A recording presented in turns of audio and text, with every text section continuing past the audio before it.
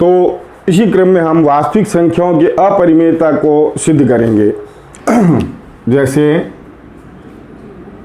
सिद्ध कीजिए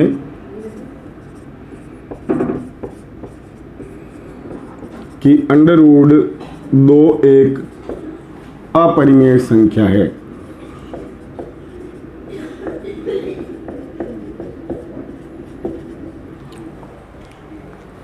जब हम √2 को एक अपरिमेय संख्या सिद्ध करेंगे तो पहले अंतर विरोध द्वारा हम मान लेंगे,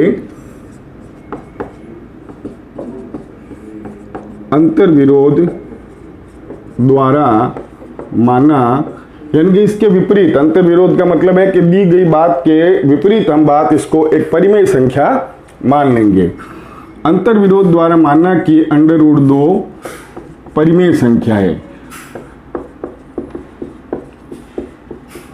और पिछली कक्षाओं में आपने पढ़ा हुआ है कि जो संख्या परिमेय है, यानी कि परिमेय कौन सी संख्या होती है, वे संख्याएं जिन्हें हम p/q के रूप में व्यक्त कर सकते हैं और जहां q 0 के बराबर नहीं होना चाहिए, अर्थात 0 नहीं होना चाहिए।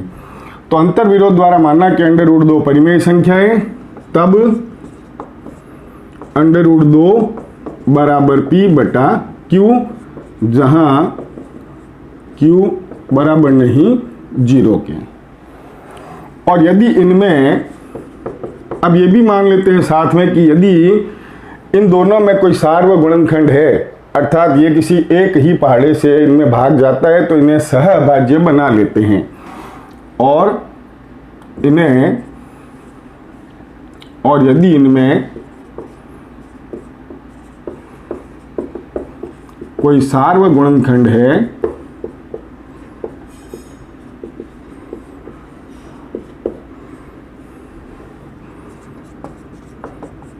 तो इन्हें सहअभाज्य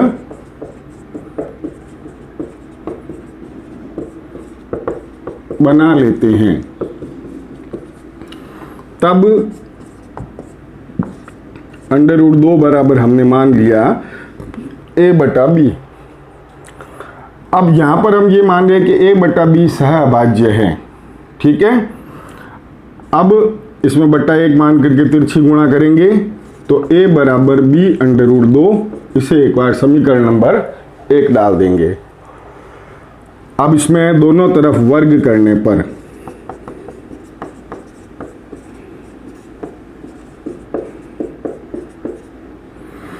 a² बराबर 2b², √2 का जो वर्ग करेंगे स्क्वायर तो 2 आ जाएगा और b का स्क्वायर b²। अब यहां पर ये क्या प्रदर्शित कर रहा है कि a² 2 और b² की गुणा के बराबर है। तो जब कोई संख्या दो संख्याओं की गुणा के बराबर है तो वो संख्या उन दोनों में से किसी से भी पूरी बार भाजित होती है। पूरा दोनों में से किसी भी एक संख्या का भाग उस संख्या में पूरा जाता है। तो हम यहां लिखेंगे यह दर्शाता है कि a² जो है, कॉमा का मतलब जो है, 2 से भाज्य है। अब यहां एक और प्रमेय निकल करके आता है कि यदि किसी संख्या का वर्ग किसी अन्य संख्या से विभाजित है तो उसका वर्गमूल, यानी कि जैसे a² 2 से भाजित है तो a² का जो वर्गमूल है वो भी उस संख्या से भाजित होगा। तब a भी 2 से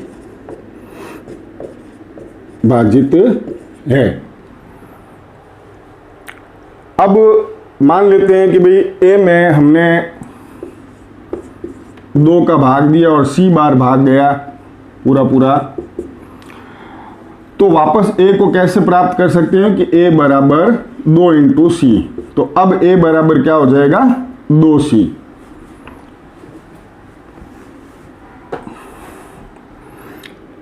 तो a बराबर 2c।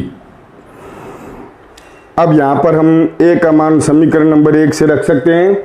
तो यहां हमने ये मान रखा b√2 बराबर 2c। अब इसमें फिर से दोनों तरफ वर्ग करने पर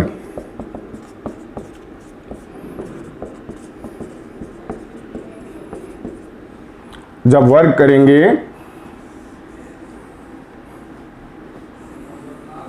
तो ये इस प्रकार होगी कि 2b² बराबर 4c²।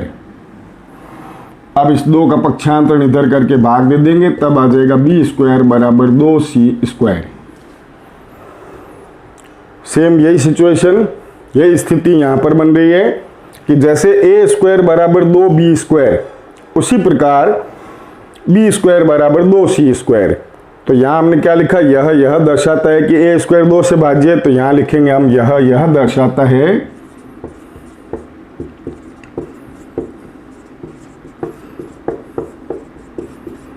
कि b² जो है 2 से भाज्य है।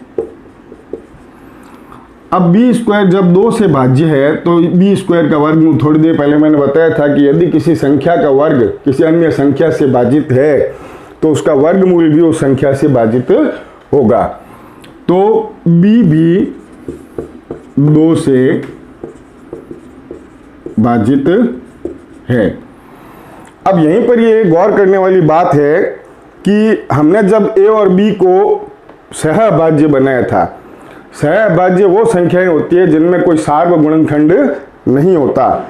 सामान्य शब्दों में ये कहें कि सहअभाज्य संख्याएं वो होती है जिसमें किसी एक ही पहाड़े का भाग नहीं जाता दोनों में, और हमने इनको सहअभाज्य मान लिया था।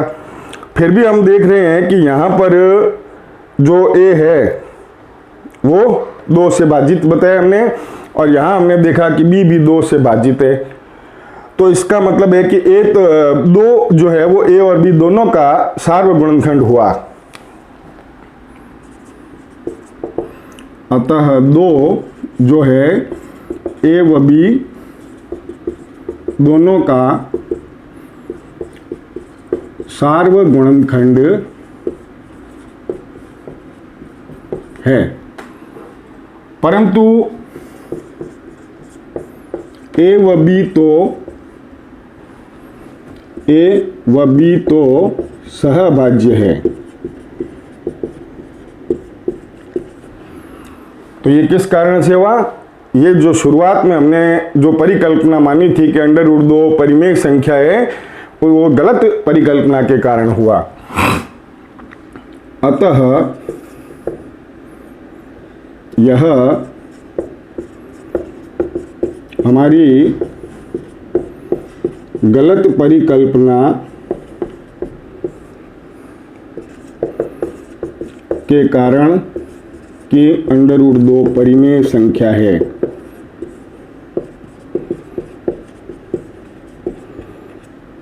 के कारण हुआ।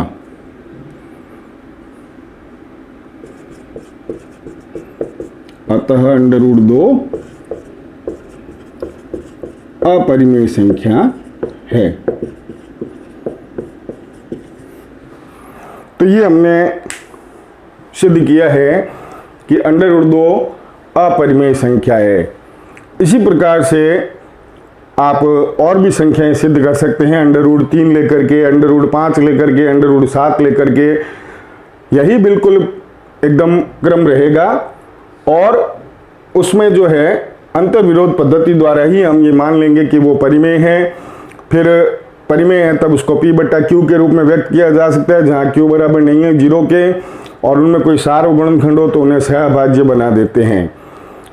सहअभाज्य संख्याएं मानने के बाद में जब हम ये पूरी प्रक्रिया करते हैं तो इसमें हम ये देखते हैं कि एक ही संख्या जो है वो 2 संख्याओं का सार्वगुणनखंड फिर से प्राप्त होता है। तब हमारी ये जो धारणा शुरू में हमने माना था कि √2 एक परिमेय संख्या है, वो गलत सिद्ध होती है, और उससे फिर सिद्ध हो जाएगा कि जो अपरिमेय संख्या है जैसे कि √2, √3, √5 वो अपरिमेय सिद्ध की जा सकती है। इसी क्रम में जैसे मान लीजिए कि इसके साथ में कोई परिमेय संख्या और दी भी होती तो फिर किस प्रकार होता। इसी क्रम में हमने एक ऐसा सवाल लिया है जिसमें अपरिमेय और परिमेय संख्या का योग या घटाव भी हो सकता है, या गुणा भी हो सकता है, या भाग भी हो सकता है। तो अपरिमेय जो संख्या जब दो संख्याएं आपको इस प्रकार से दी हुई है या मिश्रित संख्याएं दी हुई है जिसमें परिमेय और अपरिमेय संख्याएं दोनों हैं और उसको पूरा अपरिमेय सिद्ध करना है। जैसा कि हम पिछली कक्षा में पढ़ चुके हैं 9वीं क्लास में कि एक परिमेय और एक अपरिमेय संख्या की योग और जो व्यवकलन यानी घटाव जो है वो अपरिमेय ही परिणाम प्राप्त होता है। तो ये अपरिमेय तो है, लेकिन यदि इसे हमें परिमेय संख्या के रूप में अपरिमेय संख्या सिद्ध करना है तो कैसे करेंगे? वही अंतर विरोध पद्धति से पहले इसके विपरीत हम मान लेते हैं कि 3 प्लस 2 अंडर रूट 5 परिमेय संख्या है। तो 3 प्लस 2 अंडर रूट 5 को हम बराबर a बटा b लिख देंगे और जहां b बराबर नहीं है 0 के और a व b सहअभाज्य हैं, यानी इनमें कोई सार्वगुणनखंड नहीं है। अब जब पहले हम तिरछी गुणा करेंगे तो इसके नीचे एक मान करके b की गुणा 3 प्लस 2 अंडर रूट 5 बराबर a। अब b की गुणा इन दोनों से कर देंगे 3b और 2b अंडर रूट 5 बराबर a। 3b का पक्षांतरण और फिर अंडर रूट 5 बराबर a माइनस 3b बटा 2b। तो इस प्रकार से पक्षांतरण हम उन सभी संख्याओं का कर देंगे अपरिमेय संख्या को छोड़कर, जिसको हमने पिछले सवाल में कहा था कि ये जो जिसका वर्गमूल पूरा पूरा नहीं निकलता है वो अपरिमेय संख्याएं हैं, जिसमें अंडर रूट 2 है, अंडर रूट 3 है, अंडर रूट 5 है, अंडर रूट 7 है। तो जब एक अपरिमेय और परिमेय संख्या साथ में आ जाए तो आपको इसी प्रकार से ये करना है कि जो अपरिमेय संख्या है उसको इधर रखना है, बाकी सब का पक्षांतरण उधर करना है। अब a और b हमने ये पूर्णांक माने, चूंकि a व b पूर्णांक है अतः और पूर्णांकों से परिमेय संख्या बनती है, अतः a माइनस 3b बटा 2b a माइनस 3b बटा 2b परिमेय संख्या है। परंतु यह इस बात का विरोध करता है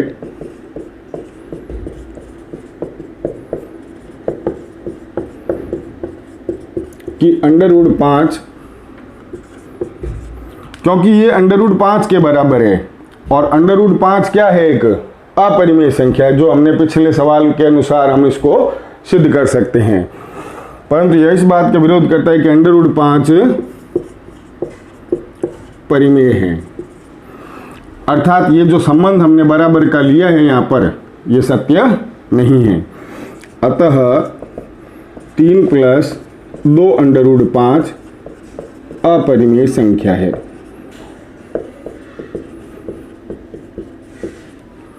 तो इसमें हमने देखा कि जब इसके बराबर में हमने इसको अगर परिमेय माना तो इसके बराबर में a बटा b, जहाँ a बटा b जो है वो सहअभाज्य है, और उससे हमने जब सारी प्रक्रिया हल करके देखी और केवल अंडर रूट 5 एक तरफ रखा, इस तरह के सवाल में आपको जो अपरिमेय है यानी कि under root 2, under root 3, under root 5 उनको एक तरफ रखना है, बाकी सब संख्याओं का उधर पक्षांतरण करना है।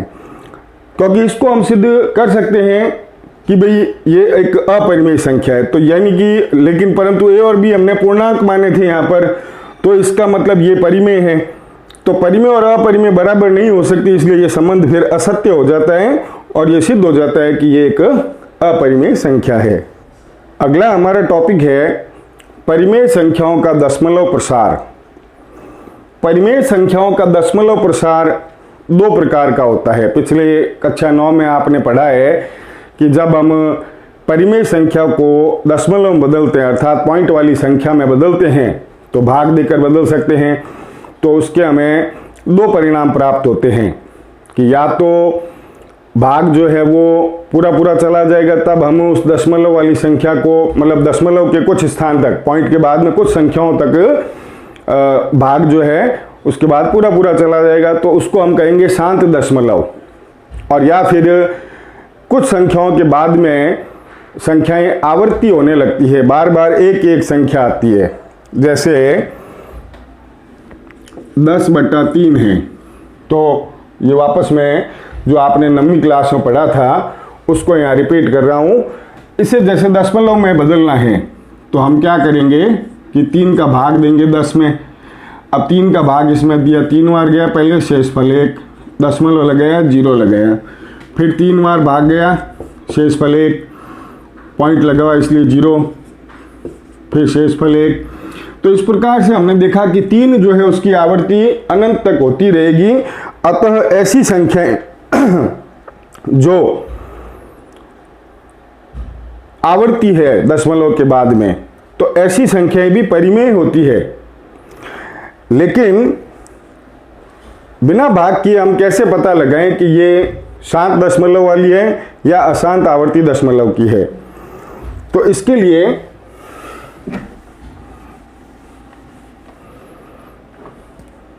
यह नियम है कि यदि किसी परिमेय संख्या का हर 2 की घात m या 5 की घात n या 2 की घात m इंटू 5 की घात n के रूप का है, तो ही वह शांत दशमलव वाली होगी।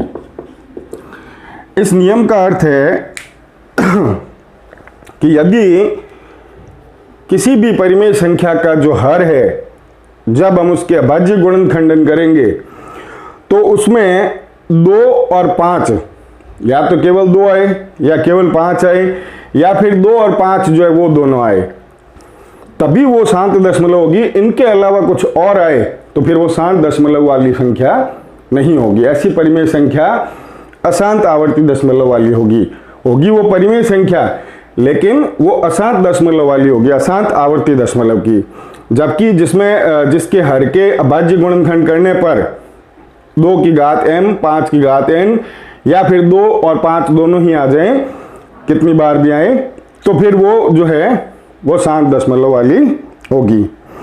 अब बिना भाग किए हम किसी भी परिमेय संख्या को शांत दशमलव में कैसे बदल सकते हैं? तो इसके लिए एक उदाहरण लेते हैं।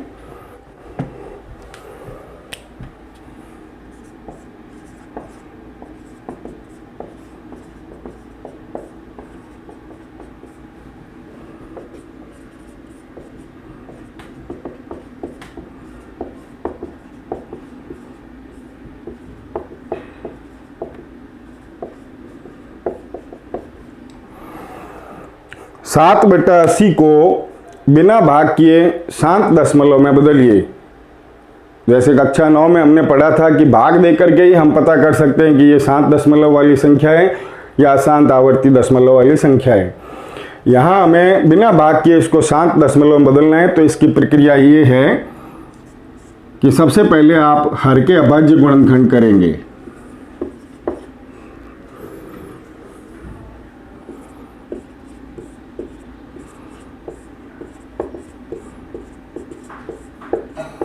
तो यहां हमने देखा घातांक रूप में हर को बदलने पर 2 की घात 4 इंटू 5 ये प्राप्त हुआ।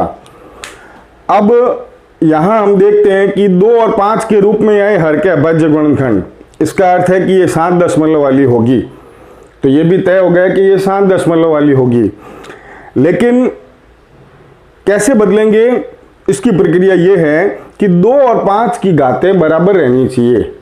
इसके पीछे मूल भावना ये है कि हम यहाँ पर 10 की घात लाना चाहते हैं।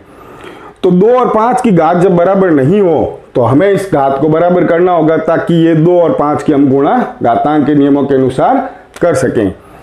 तो इसके लिए हमें क्या करना पड़ेगा कि 2 की घात तो 4 है ही है और 5 की घात अभी 1 है, तो 5 की घात को भी 4 कर देंगे। लेकिन इसका प्रभाव भी समाप्त होना चाहिए, हमारी मूल संख्या भी नहीं बदलनी चाहिए। तो 5 की घात 1 से हमने कितनी बढ़ाई है, 5 की घात 3। तो वही प्रभाव समाप्त करने के लिए हम गुणा में भी 5 की घात 3 ऊपर दर्शाएंगे। इस प्रकार से अब ऊपर ये 7 × 5 × 5 × 5, लेकिन नीचे घातांक के नियमों के अनुसार कि जब घातांक समान है और आधार अलग अलग हैं तो उनको हम गुणा के रूप में लिख करके घात को एक बार बाहर लिख देंगे जो समान घातांक है।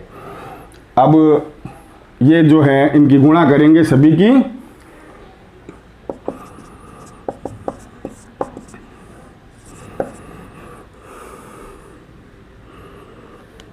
तो इन सब की जो गुणा है करने पर 875 और नीचे 10 की घात 4। अब जैसे ही नीचे 10 की घात 4 या मतलब 10 की घात जितनी भी आए, नीचे 10 की घात जितनी है ऊपर उतने ही अंक को बाद इकाई से गिन करके और दशमलव लगा देंगे। यदि संख्याएं कम पड़े, जैसे कि इस सवाल में है, अपने को दशमलव लगाना है 4 स्थान बाद में, लेकिन हमारे पास स्थान 3 ही है, तो हम इस तरफ 0 मान लेंगे और पूर्णांक यहाँ कुछ है नहीं, इसलिए 0.0875 ये इसका दशमलव रूप हुआ। तो आज हमने देखा कि अपरिमेय संख्याओं को किस प्रकार सिद्ध किया जाता है कि वो अपरिमेय हैं अंतर्विरोध पद्धति द्वारा, और बिना भाग किए परिमेय संख्याओं का दशमलव प्रसार जो है वो बिना भाग किए शांत दशमलव में कैसे बदलें।